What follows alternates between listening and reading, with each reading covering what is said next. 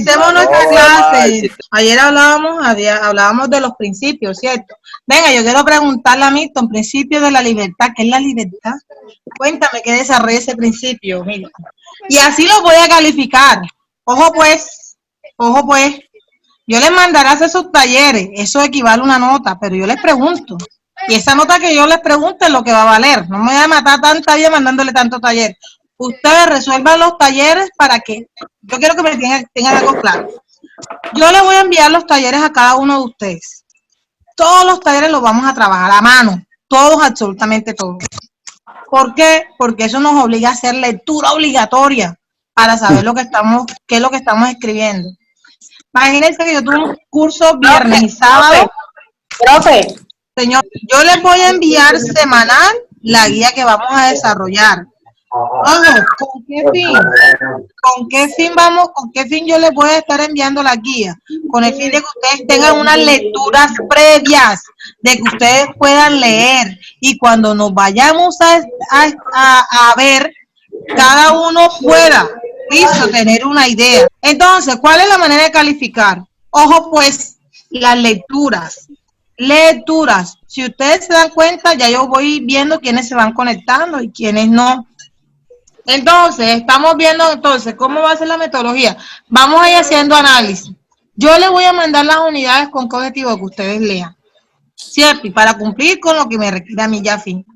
Pero que no para la calificación, el envío de la nota y ustedes saben la participación, que ya no va a ser presencial, pero sino que vamos a hacer virtual, la vamos a seguir manejando. Si tenemos una buena base en procesar penal 1, ya el 12 va a ser mucho más fácil, ¿cierto? Entonces, ayer para los que no estuvieron y les tocó ver el video, entonces les explico la metodología. Ya mañana terminamos, hoy ya es la última clase. Yo mañana les colgaré la página, en la plataforma que estamos utilizando en ECO. Yo no voy a mandarle correo a nadie. En la plataforma voy a subir en la plataforma. ¿Qué voy a subir en esa plataforma? La guía que vamos a desarrollar la otra semana, es decir, los temas de la otra semana. ¿Con qué objeto? Con que ustedes lo desarrollen, ¿cierto? Un primer tema lo van a desarrollar. El lunes vamos a tener clases, pero les voy a poner temas cortos. Vamos a manejar temas cortos. Listo, vamos a manejar temas cortos. Yo les voy a dejar ya un tema para el lunes.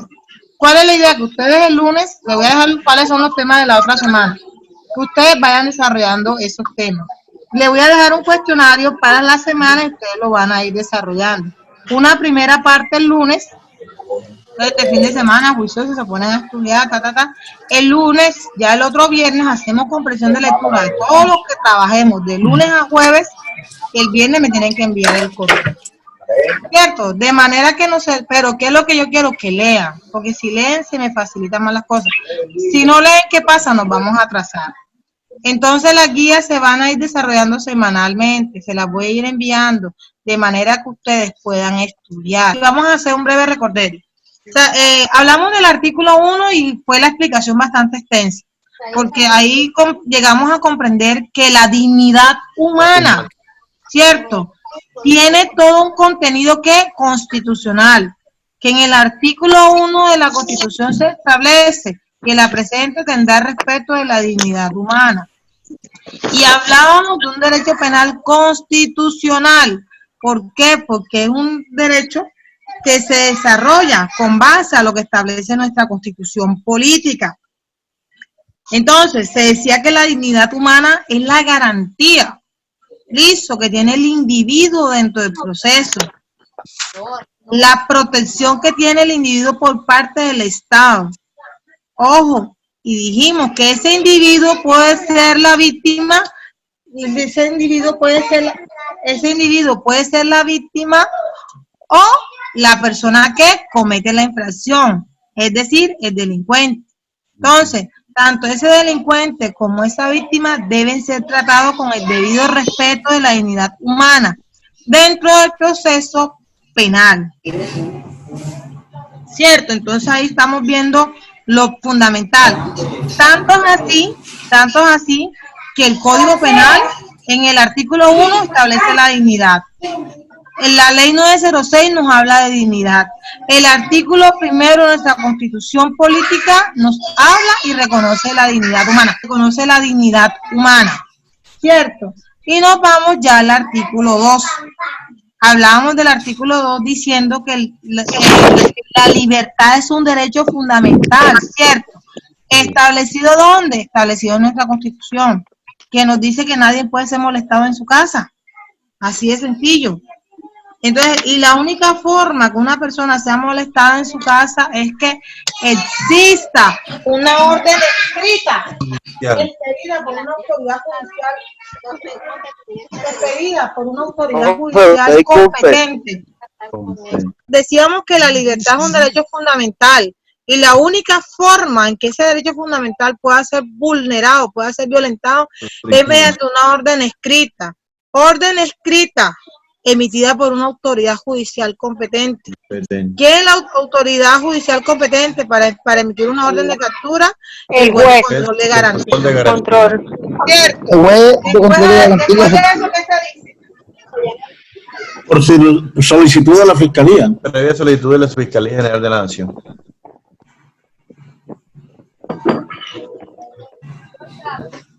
Listo. Después de eso, ¿qué viene? Que una vez se ha capturado la persona, esta persona tiene que ser puesta. Mire, el juez de control de garantía ordena la captura. Listo. Y después de capturar nuevamente, tienen que regresarla a él para que él le imparta legalidad a esa captura. Para que digan que la forma en que capturaron a esa persona fue una forma legal. La Fiscalía solicita, ¿cierto? Sí. Ajá. Y el juez de control de garantías es el que la expide. Ah, ok. Si encuentra mérito. Y después que la persona es capturada, nuevamente lo tienen que traer ¿ante quién? Ante el juez de control de garantía, para que él decrete la legalidad. Para que él decrete la legalidad de la captura. Así de sencillo. Que se llama legalización de captura. Entonces, un control anterior y un control ¿qué? Posterior. ¿Por parte de quién? Por parte del juez de control de garantía. Uno. Tiene que ser un término, le habla Milton, tiene que ser un término no mayor de 36 horas. No mayor no. El término máximo son 36 horas. Correcto, no mayor. Pero 36 horas que deben ser justificadas. ¿Justificadas en qué? En que se hicieron todas las diligencias que eran necesarias. Decir que si la persona fue aprendida y fue apedreada por la comunidad o algo, se le brindó atención médica. Que si la persona presentó algún inconveniente, la llevaron a salud para su atención. ¿Cierto? Que en esas 36 horas se realizaron diligencias por parte de Fiscalía que no permitieron antes de las 36 horas llevarlo o colocarlo a disposición ante el juez de control de garantías. Listo. Derecho fundamental, que solamente se puede ver cercenado, se puede ver limitado previa expedición de una orden de captura por parte de una autoridad competente, en este caso, juez de control de garantías. Tercer artículo, hablamos de la prelación de los tratados internacionales, ¿cierto? Ahí yo les decía que tanto el derecho penal como el derecho procesal penal, el derecho constitucional, los convenios y los tratados internacionales se unen, ¿cierto? A través del artículo 93 y 94 de nuestra Constitución Política. Esos convenios, esos tratados relacionados con derechos humanos son obligatorio cumplimiento en nuestro Estado siempre y cuando sean ratificados por Colombia. ¿Cierto? Ahí van a tener aplicación. Ese es el famoso bloque de constitucionalidad. ¿Se acuerda que ayer yo le dije? Todo lo que exista, todo lo referente a derechos humanos, ¿cierto? Tratados y convenios ratificados por Colombia son obligatorios en nuestro ordenamiento jurídico. Famoso bloque de constitucionalidad. Y hablábamos del artículo 4 que nos hablaba del derecho a la igualdad. Era lo que yo les decía, que todas las partes dentro del proceso deben ser tratadas por parte del juez de igual manera. O sea, no puede haber preferencia. El juez no puede en un momento dado inclinarse a favor de ninguna de las dos partes. Esa sentencia del juez, era lo que yo le decía, esa sentencia del juez, ese trato debe ser igualitario.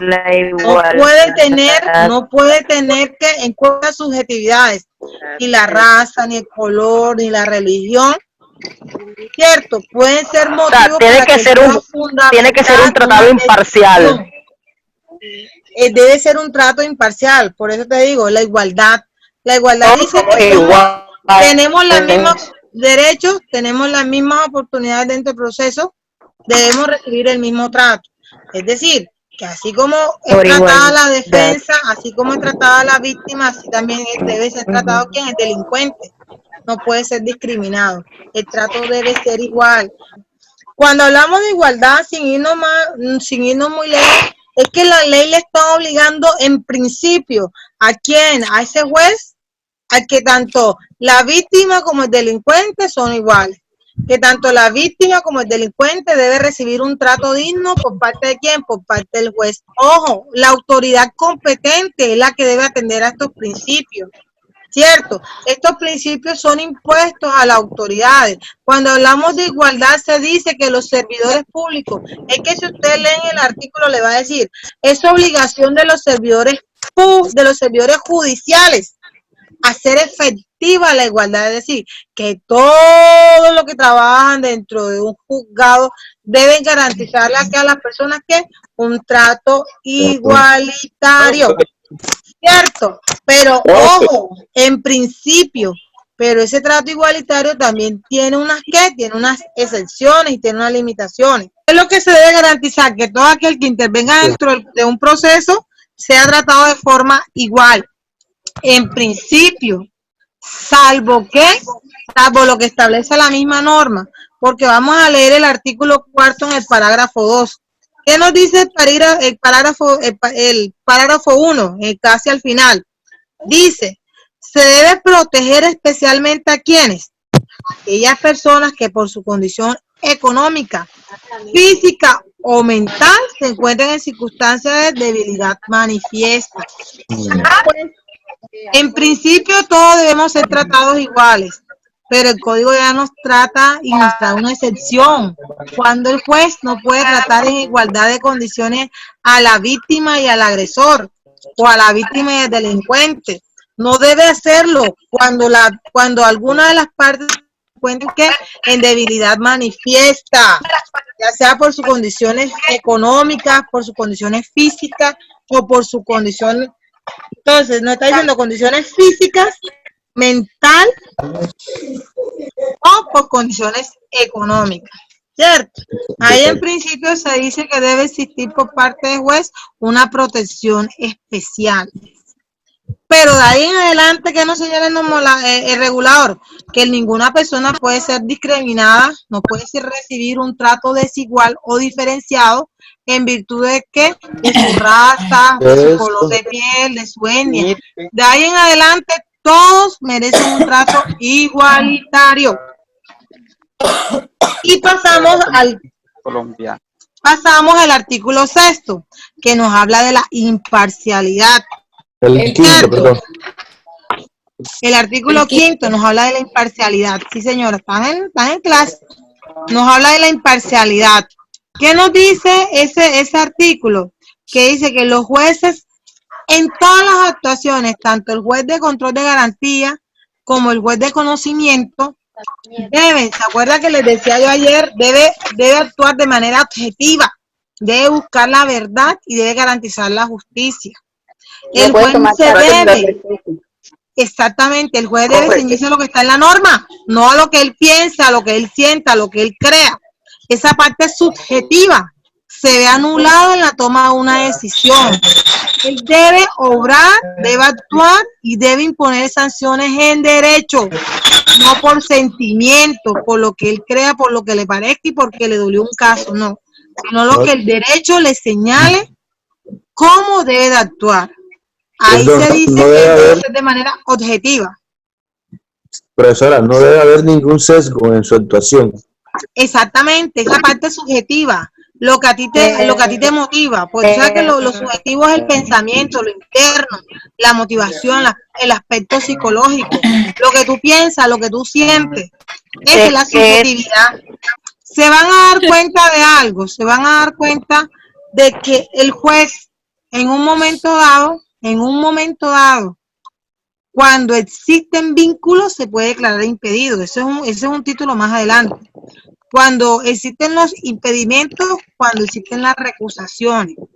Impedimento es cuando la misma persona dice que no puede continuar con un caso, porque existe un nivel de familiaridad, porque existe una grave enemistad, o porque existe una gran amistad. Situaciones en las cuales el funcionario judicial debe apartarse del proceso, porque ahí sí va a entrar a jugar la parte subjetiva, porque si la persona le cae mal y tiene una enemistad grave, yo busco expandirlo, ¿cierto? Pero y si la persona le cae bien, yo lo que busco es salvarlo. Entonces esa parte subjetiva es la que se busca aislarse. Por eso la ley da unas causales para que la persona se declare impedida. Y cuando la persona no se declara impedida, ¿qué pasa? El tercero con el que tiene otra enemistad lo recusa. Le dice, oiga, usted no puede conseguir no puede continuar con este proceso. Ya que no lo haces tú, lo voy a hacer yo. Más o menos para que ustedes tengan claro lo que es la imparcialidad.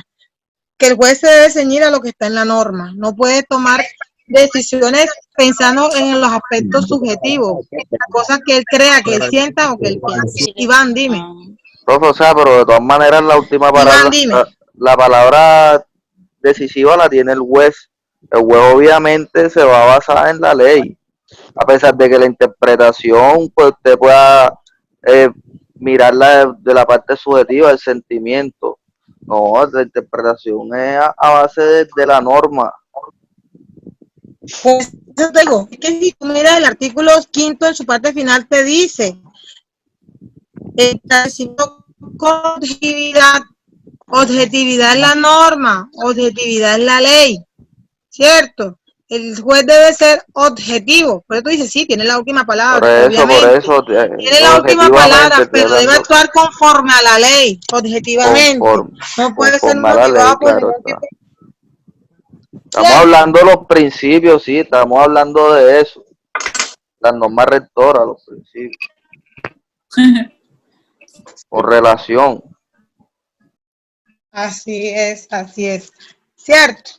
Entonces, vámonos ahora a lo que establece el artículo, ahora vamos a hablar de lo que está establecido en el artículo número 7, número 6, la legalidad. ¿Qué nos dice la legalidad? A ver, Iván. Leo, profesor. La legalidad, porque tú tenías la duda, que te parece muy interesante la legalidad. Quiero escuchar. Iván, cuéntame, Iván. ¿Sabes por qué es la legalidad? O sea, porque si yo me pongo a analizar la igualdad, la dignidad humana, cuando una persona de pronto se vea en un desnivel en comparación al acusante, o sea, a la parte acusatoria, a la fiscalía, yo creo que la legalidad ahí, o sea, no debería ser legal que una persona se vea en mejor posición que la otra. No sé si me equivoco. Hijo, porque tú me estás hablando de otro principio, tú no me estarías hablando de legalidad, porque la legalidad, o sea, tú me estarías hablando de un principio de igualdad, que en obligación... No, estoy hablando del debido proceso, o sea, como un debido proceso. ¿Qué cosa? O sea, me enredaste. Sí, o sea, como el debido proceso tiene... ¿Por qué? Porque si una persona se encuentra en una parte más, o sea, como más beneficiada que otra, ¿sabes? Estaría afectando como que un debido proceso, ¿no? La legalidad del caso. No. Lo que pasa, vuelvo y te digo, lo que pasa es que en primera instancia todas las partes deben ser tratadas de manera igual, ¿cierto? Independientemente de la posición que tú puedas tener. Si tú eres pobre y no puedes tener un abogado, el Estado te asigna uno. Que el abogado que tenga la parte de que pueda pagar, lo va a defender de una mejor manera, sí. pero en principio la igualdad está señalada como fin fundamental para que el juez lo trate de manera igual. Ya otras circunstancias subjetivas no deben ser atendidas por él, pero en la parte judicial, o sea, el juez debe brindar un trato igualitario. Cuando tú me hablas de debido proceso, ya tú me estás hablando es que si se respetan las garantías procesales. ¿Cuáles son esas garantías procesales, Iván? Que la persona pueda aportar pruebas, que pueda controvertir pruebas, que se le respeten los términos judiciales, que reciba un buen trato por parte del juez, ¿cierto? Pero que no, que me tratan igual porque tiene plata y porque no, esos aspectos subjetivos no nos debemos ceñir. Nos debemos ceñir a que si el juez al tomar una medida, ¿cierto?, está fallando en derecho o no, porque ahí es lo que nosotros vamos a atacar, pero no es porque la otra parte que tiene, no, nosotros tenemos que ser muy precisos en demostrar, ¿cierto?, si existe o no existe, pero ya esos aspectos subjetivos que el debido proceso no. Mi debido proceso va en garantía cuando me permiten el acceso al proceso, cuando me citan en debida forma, cuando me dan la oportunidad para para interrogar, para intervenir, para aportar pruebas, pero no es que porque el juez no. Debido proceso son todas esas garantías que se deben proteger en el desarrollo de un proceso, que tú puedas controvertir, que tú puedas aportar pruebas, que tú puedas asistir a las audiencias, que te citen en debida forma, que tú puedas hablar con tu representado. Todo eso es el debido proceso, pero no que el juez no, eso no. Debido proceso son las garantías procesales que se deben cumplir dentro de un proceso. Listo. Y cuando hablamos de legalidad, ojo, y les decía ayer cuando hablaba con Ángel, cuando Ángel me hacía una pregunta que decía las fuentes, que si la jurisprudencia era fuente obligatoria del derecho, y yo le decía que sí, pues cuando hablamos de las fuentes del derecho hablamos de unas fuentes principales y unas fuentes subsidiarias, o hablamos de las famosas fuentes directas o fuentes indirectas del derecho. Ojo pues, Colombia es un estado legalista. ¿Legalista en qué sentido? En que si en el momento que yo desarrollo una conducta, la conducta debe ser considerada como delito. Si la ley no establece que ese comportamiento, que esa conducta que yo estoy realizando es un delito, no me pueden juzgar, no me pueden condenar. ¿Cierto? A eso se señala la legalidad. ¿Cierto? Pongo el ejemplo. Anteriormente, venga, escúchame. En el código de 1980 hay un artículo que se llamaba el 142. Búsquenlo para que vean que se llamaba el delito. O sea, profe, pero bueno, vamos a hacer una cosa para no irnos allá en 1870. Lo que pasa es que mire lo que dice el artículo 6.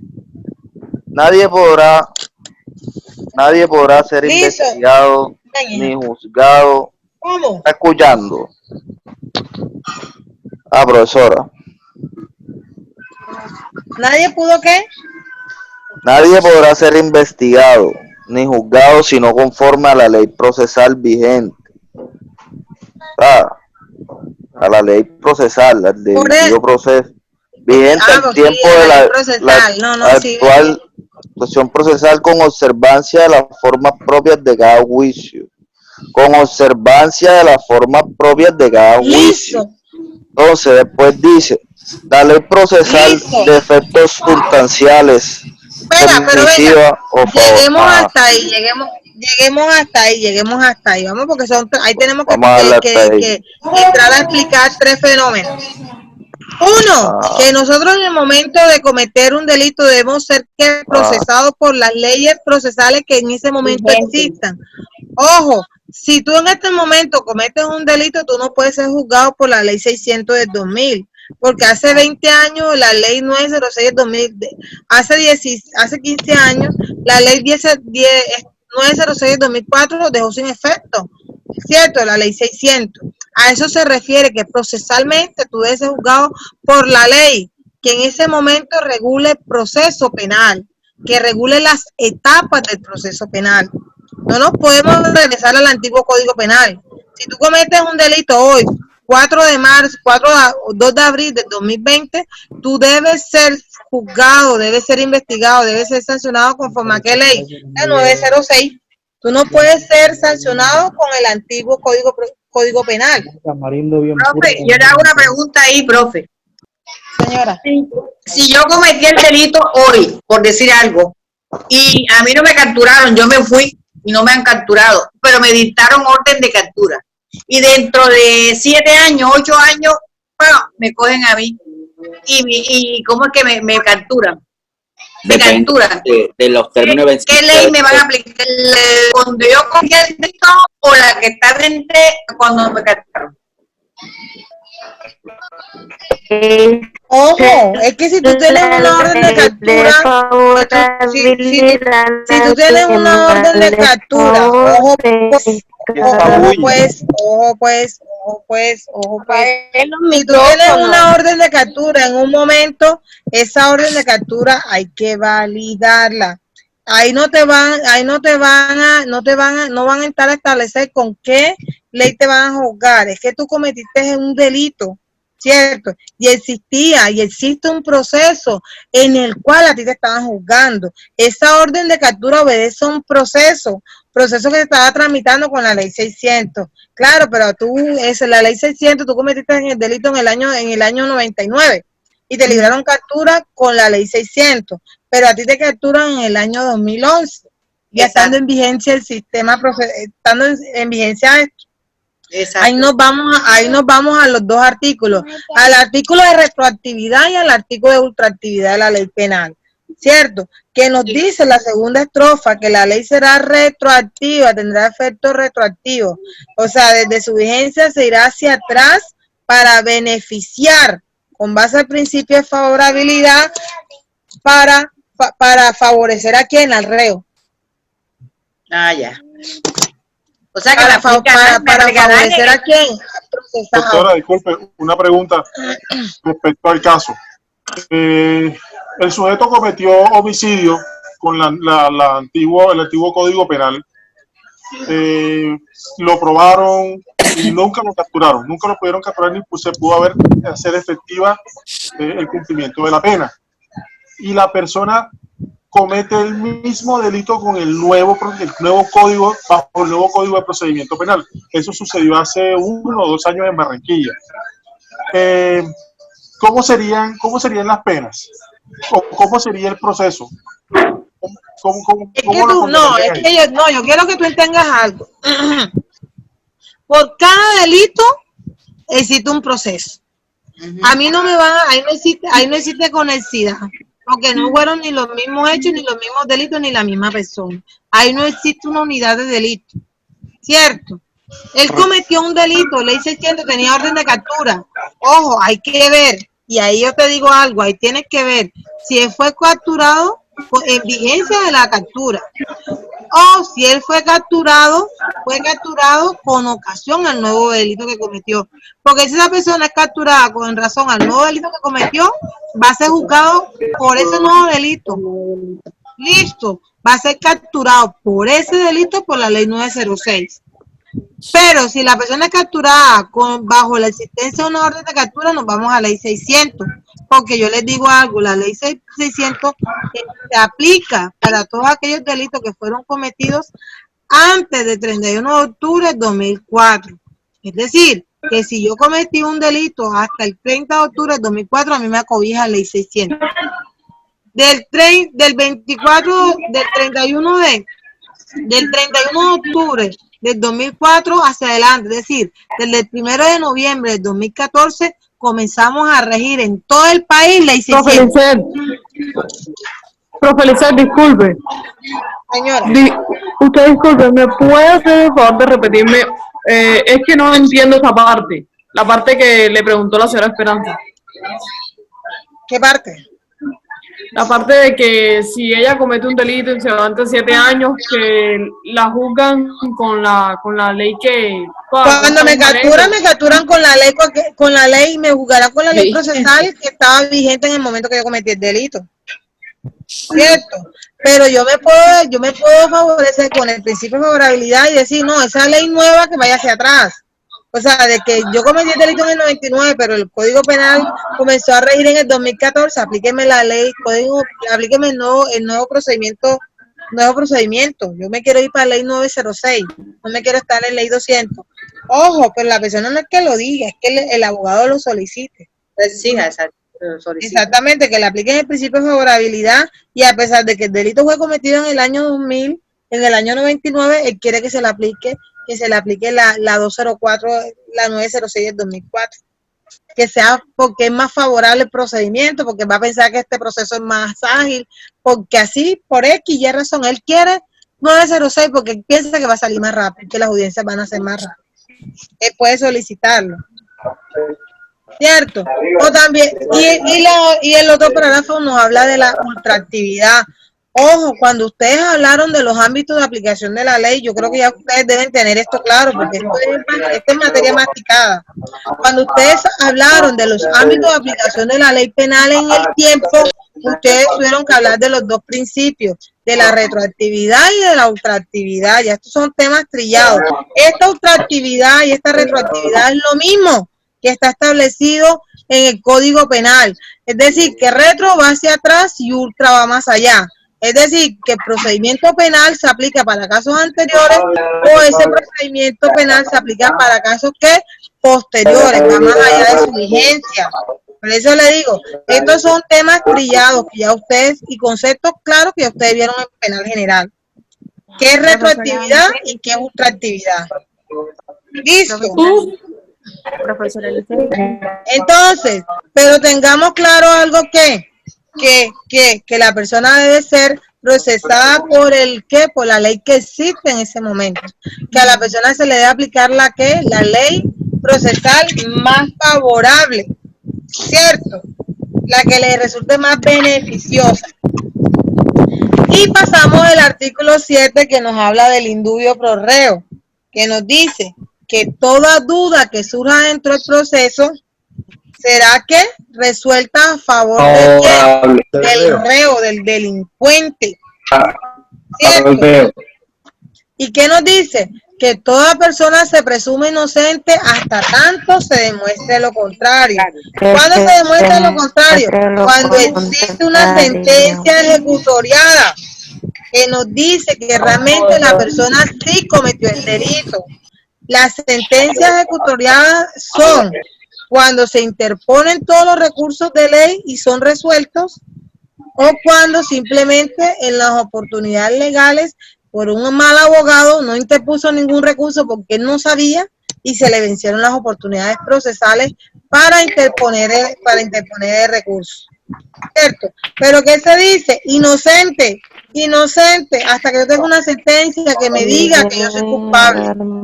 Para todos los efectos, yo soy inocente. Cuando a mí un juez me diga, señora Lisset Paola Porto López, usted es responsable penalmente por el delito de homicidio, es condenada a 20 años, ya ahí todo el mundo puede decir que es un delincuente, que soy una asesina, porque ya existe una sentencia. Pero si no existe la sentencia, yo soy que para todos los efectos legales, yo soy una persona inocente. ¿Quién tiene la carga de la prueba en este proceso, señor? Doctora, de hecho, por eso también en la parte en la periódico, en todo el tema, siempre se dice que se coloca la presunción, presunto asesino, y por eso siempre o distorsionan la imagen o porque hasta que no es condenado por parte de un juez, no se puede decir que la persona fue el asesino. Así es, lo que dice Fabián es muy cierto. Cuando usted ve una noticia, hasta los noticieros a veces, bien machucho que se ve, que a veces los mismos delincuentes, que los mismos noticieros dicen, el presunto responsable del delito. Ellos lo dejan hasta en duda, porque ellos no pueden decir, no, que el señor fue el responsable. No. Presunto responsable del delito, ¿cierto? Entonces se debe presumir. Pero pregunta, y a los que cogen en infragancia también se le puede decir, y a los que cogen infragancia también son presuntos. Flagrancia, ojo. Ojo, Evelyn, no te confundas, es que vuelvo y te digo, es que la persona cuando es capturada se le debe iniciar un proceso. O sea, el hecho de la captura en flagrancia no nos da a decir que la persona es responsable, porque cuánta gente no es sorprendida y muchas veces resultan inocentes. ¿Qué es lo que se va a valer aquí? Es cuando ya se existe una sentencia definitiva, que esa persona sí es un delincuente. Ya. Así es sencillo. Una sentencia definitiva que nos digan que la persona sí es declarada responsablemente por cometer un delito. Y que esté ejecutoriada. Y que esté debidamente ejecutoriada. ¿Cierto? Así de sencillo. O sea, profesora, que Huel encuentre culpable.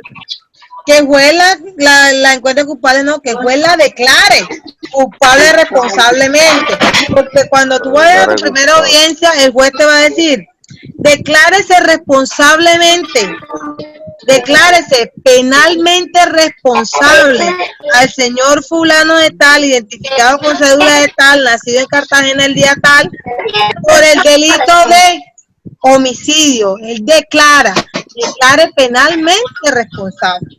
Es cuando van a aceptar los cargos. Declarada. Cierto, la aceptación de cargo no, ya en la sentencia es lo último. Cierto, ya estamos hablando de una sentencia. Es que la aceptación de cargos es impecable. No, la aceptación de cargo es otro estado y es una garantía que disputa quien, la persona que está siendo investigada. En cualquier instancia puede aceptar cargo, hasta antes del juicio oral, pero ya eso es otra cosa cuando hablemos de las demás audiencias. Ya no. Vamos por los principios. Vamos por el principio, no enreden a la gente, vamos por el principio. Estamos hablando solamente de listo, entonces estamos hablando, estamos refiriendo, ¿a qué nos estamos refiriendo? Estamos hablando de la presunción de inocencia.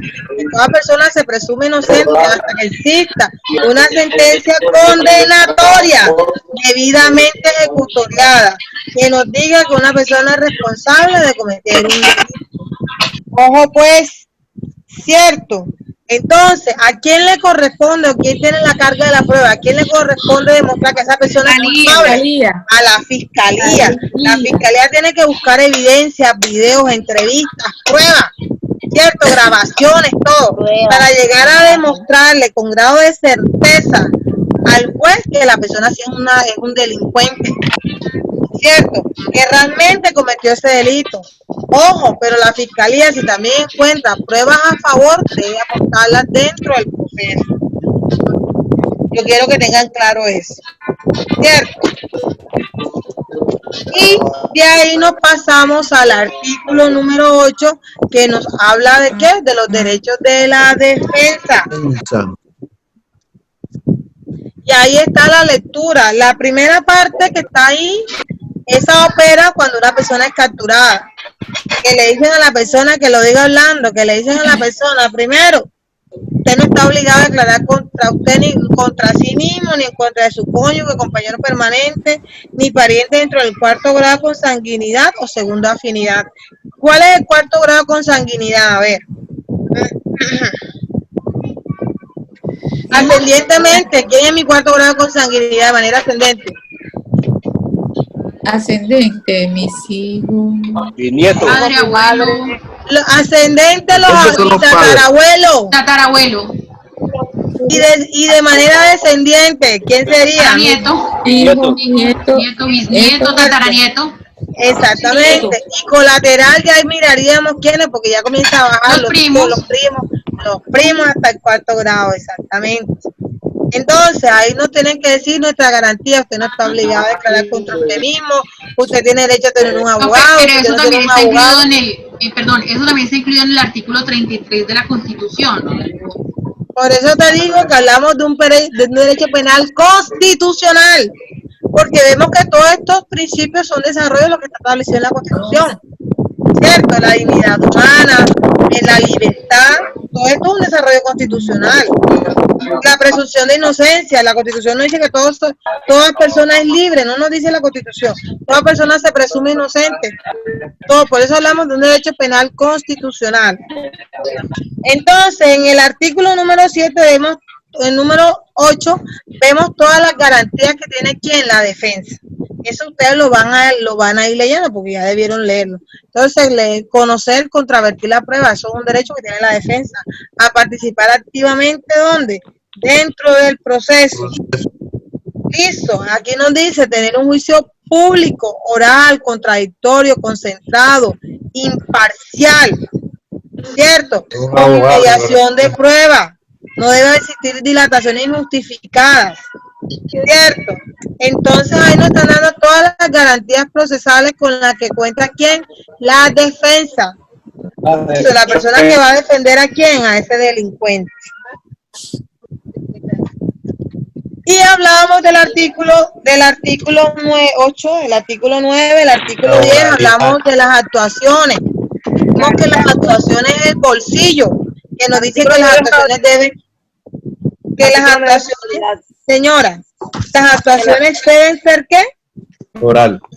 Debe ser oral, ¿cierto? Porque que ese sistema escritural lo hace más dispendioso, que todas las actuaciones deben ser judiciales, que los juzgados deben contar con los medios técnicos que garanticen las grabaciones de cada una de esas audiencias, ¿cierto? Que el juez puede y debe celebrar todas aquellas estipulaciones o acuerdos que hagan las partes, siempre y cuando, ¿cierto? Eso no implique, no existe una controversia o que implique una renuncia a sus derechos constitucionales. Y que en el evento de existir irregularidades, inconsistencias, el juez debe ordenar que se corrijan a efecto de que se produzcan algún tipo de nulidad procesal que nos vaya a ponerle fin al proceso. Profe, una pregunta. ¿Todavía puede existir algún proceso de escrituralidad? Escriturales, claro, escriturales. ¿Sí? El famoso, el sistema antiguo, ley 600. Todavía existen muchos procesos con ley 600, pero yo te digo, todos aquellos delitos que se cometieron hasta el 31 de octubre del 2014 son juzgados por la ley 600, ¿cierto? No son juzgados por el Código de Procedimiento Penal, a menos que como por el principio de favorabilidad la gente diga que no quiere ley 600 sino ley 906. Pero todos aquellos delitos que fueron cometidos hasta el 31 de octubre de 2004 los conoce ley 600. Y es más, a veces uno va a audiencia de ley 600 porque tiene uno de sus clientes de ley 600. Gente que de pronto, como pasó como tú, tiene orden de captura y son capturadas y se quieren quedar allá cuando quieren sacar y acá es mejor. Pero hay unos que se quieren venir para la ley 900. Ah, ya. ¿Listo? Sí. El artículo 11 nos habla del derecho que tienen las víctimas. ¿Cuáles son esos derechos que van a tener las víctimas? El 10, doctora. Señora. Dura el 10, doctora, actuación procesal. Ah, no, ya era lo que estábamos hablando ahorita, que las actuaciones deben ser orales, deben contar con medios técnicos. Que si en el evento de que el juez evidencia algún tipo de situación que deba corregir, debe ordenar que se corrija, so pena que se puedan generar nulidades. Cierto, yo le decía a ustedes que ese era como el bolsillo donde se recogían muchas cosas en cuanto a las actuaciones. No era un tema específico, sino hablaba de cosas varias. Pero con tal. Cierto. Y entonces, encontramos el artículo 11, que es el derecho de las víctimas. Entonces, aquí nos dicen cuáles son los derechos que tienen la víctima. Entonces, correcto, a recibir un buen trato, a que se proteja su intimidad, ¿cierto? A que se le dé una pronta respuesta, ¿cierto? Una reparación de los daños que ha sufrido la víctima, a que se le escuche dentro del proceso, a que se le un ejemplo claro es la reparación de bienes del conflicto armado que hubo aquí en Colombia. Eso también puede estar incluido, ¿no? Lo que pasa es que ahorita tenemos una justicia transicional, ¿cierto? Que ha creado un sistema de reparación a la víctima. Nosotros hoy contamos con la ley de víctimas, ¿cierto? Nosotros contamos con una ley de víctimas, mediante la cual se establece una serie de garantías a favor de las víctimas. Las víctimas de conflictos armados tienen su propia ley, ¿cierto? Ahorita se habla de justicia, reparación y no repetición. Todo dentro del mismo marco y dentro del mismo contexto, ¿cierto? Del proceso de paz que viene adelantando Colombia con las fuerzas militares, con las fuerzas irregulares, con Esa es la FARC. justicia especial de paz. ¿Cierto? La famosa JEP, Sí, doctora. señor, la Jurisdicción Especial para la Paz, la famosa JEP, ¿cierto? Que nos ha obligado por parte del gobierno a adoptar medidas de protección a favor de los grupos armados y a favor de las víctimas que nos ha dejado el conflicto armado. Entonces, aparte de lo que está establecido acá, vemos que las víctimas cuentan con una ley que las protege, ¿cierto? Doctora Lice, yo tengo una pregunta, pero esos derechos de las víctimas de la JEP, o sea, del proceso de la paz de la JEP, también son para todas las víctimas en cualquier proceso. Víctimas de conflicto armado, ¿cierto? Pero ¿qué es lo que pasa? Que a nivel general hay unos principios que son aplicados a todas las víctimas. Entonces, ¿cuáles son los principios? Ser escuchada, ser oída, recibir un buen trato, pero cuando ya comienza a especificar, ya dice víctimas del conflicto armado que hayan sido vulneradas, que hayan sido violadas, que hayan sido despojadas de sus bienes, a las cuales le hayan asesinado familiares. Entonces ya ahí se desprenden una cierta y una cantidad de garantías por parte del Estado. Pero a nivel general ellos nos dan una definición de víctima y a nivel general nos dan qué garantías tienen las víctimas a nivel general.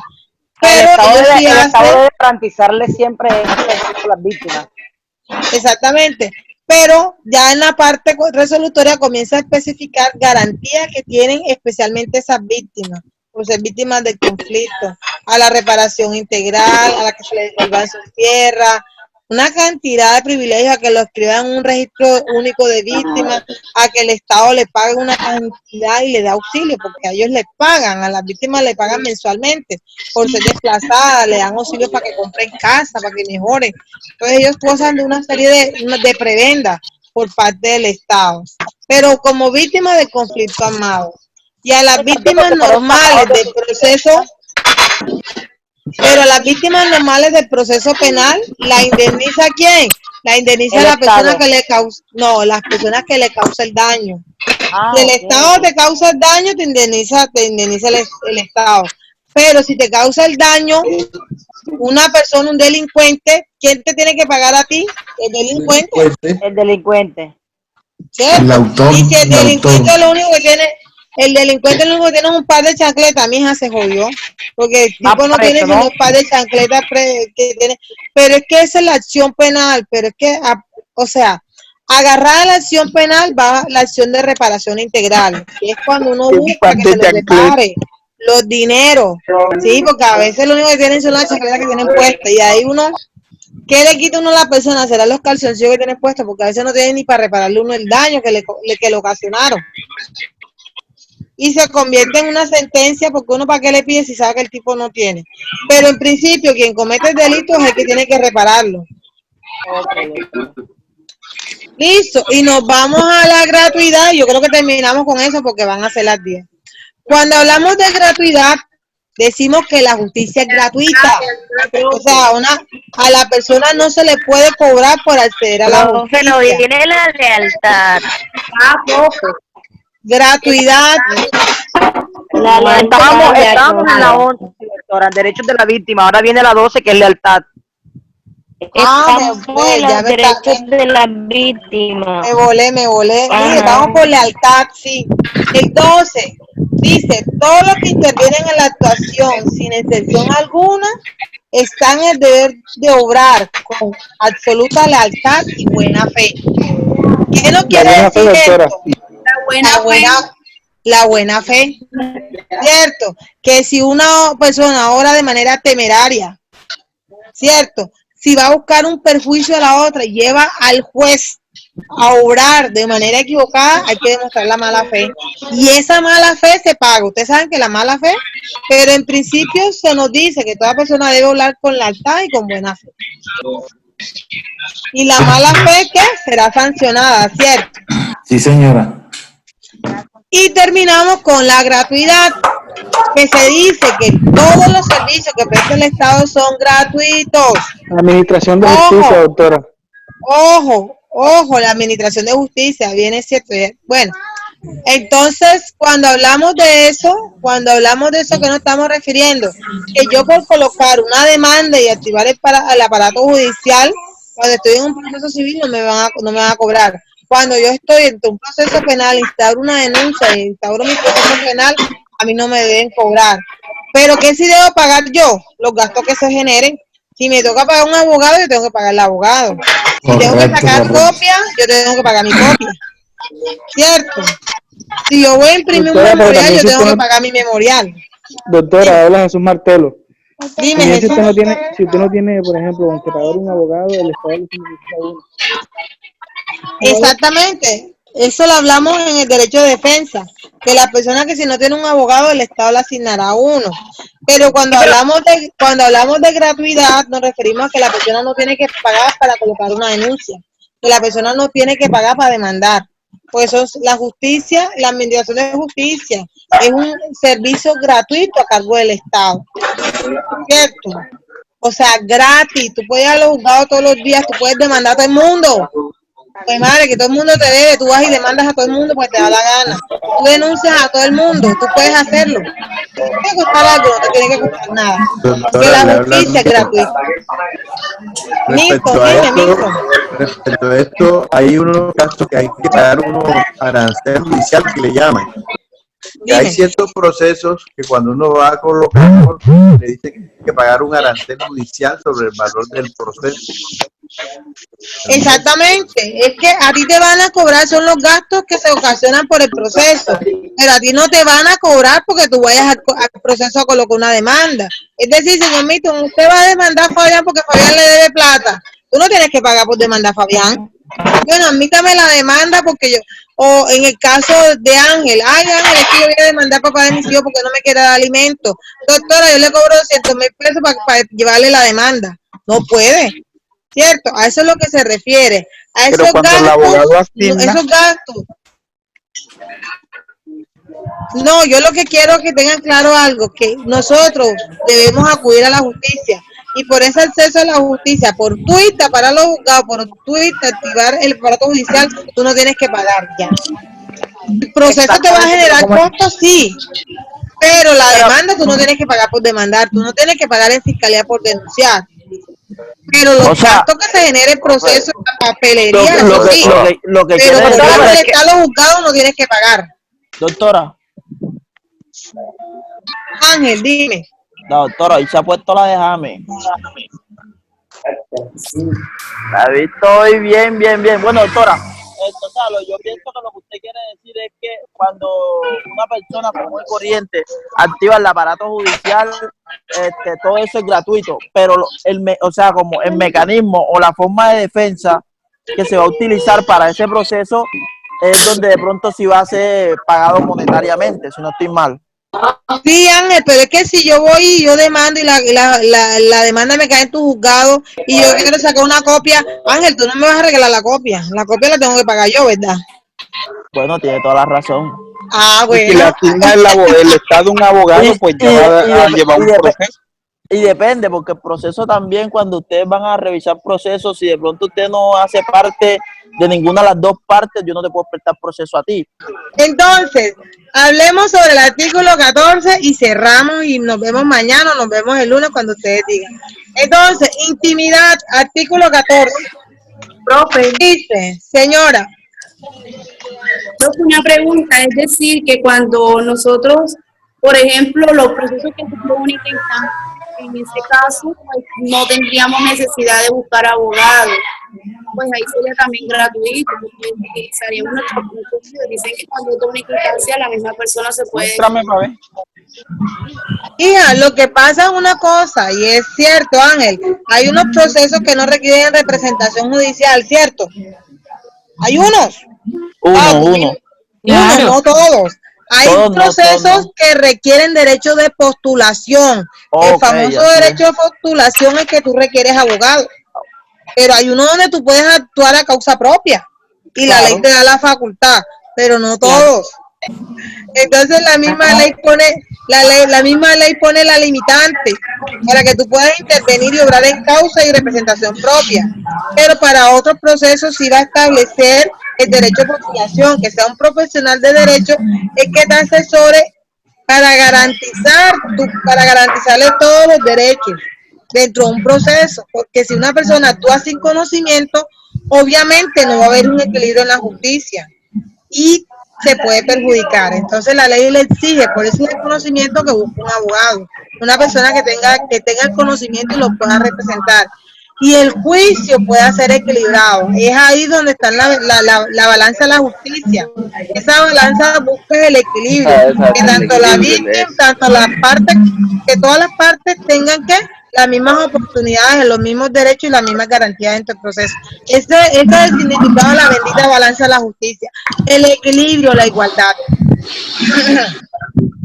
¿Cierto? Entonces,